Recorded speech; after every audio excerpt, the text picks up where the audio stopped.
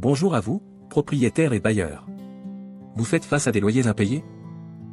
Le locataire ne répond plus, les relances sont ignorées, et la situation s'enlise. Ne vous inquiétez pas, vous pouvez agir seul, sans avocat, et obtenir une décision exécutoire rapidement. Aujourd'hui, nous allons voir comment obtenir un titre exécutoire grâce à l'injonction de payer, et ensuite comment s'en servir pour saisir un compte bancaire ou un salaire. Des solutions rapides, concrètes, efficaces, à condition de suivre les bonnes étapes. L'injonction de payer est la première étape, c'est une procédure rapide, écrite, sans audience, qui permet d'obtenir un titre exécutoire si le locataire ne conteste pas. Ce que vous devez faire. Remplir le formulaire en ligne sur le site www.service-public.fr, demande en injonction de payer devant le président du tribunal judiciaire. Joindre les preuves, contrat de bail, décompte des loyers impayés, relance, lettre de mise en demeure. Envoyez tout cela au tribunal judiciaire du lieu du logement.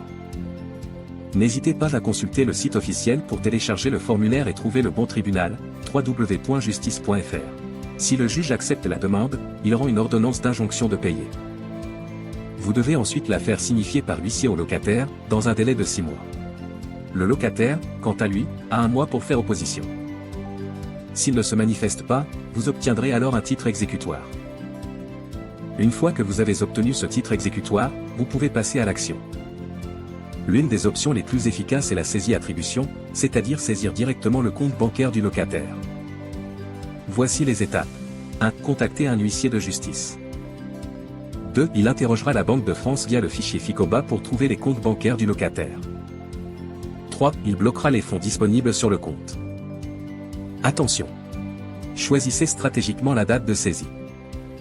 Pourquoi? Pour éviter que le compte soit vide juste après que le salaire ou les aides soient retirés. Conseil, planifiez la saisie le jour où les revenus tombent, souvent entre le 30 et le 5 du mois. Autre solution très utile, la saisie sur salaire. Elle permet de récupérer la dette en prélèvement régulier sur les bulletins de paie du locataire. Ce qu'il vous faut. Un titre exécutoire. Le nom et l'adresse de l'employeur du locataire. Voici les démarches à faire.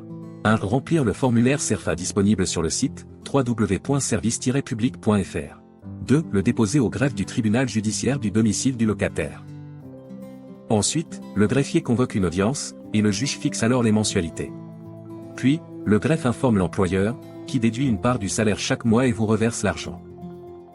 Retrouvez tous les détails et formulaires sur le site officiel www.service-public.fr. Vous ne vous sentez pas à l'aise pour remplir seul ces formulaires seuls? Pas de panique. Vous pouvez contacter votre ADIL, Agence départementale d'information sur le logement. C'est un service gratuit pour les bailleurs. Demandez conseil à un huissier de justice ou au greffe du tribunal. Vous faire aider par un conciliateur de justice, gratuit et disponible dans toutes les mairies. Ce qu'il faut retenir. Nous vous rappelons que vous avez la possibilité de recouvrer les loyers impayés rapidement, en respectant bien les étapes suivantes. Obtenez d'abord un titre exécutoire via l'injonction de payer. Puis, utilisez-le soit pour saisir un compte, soit la saisie-attribution. Ou pour effectuer un prélèvement sur salaire, soit la saisie sur rémunération. C'est accessible, efficace, et vous permet de reprendre le contrôle sur vos loyers impayés.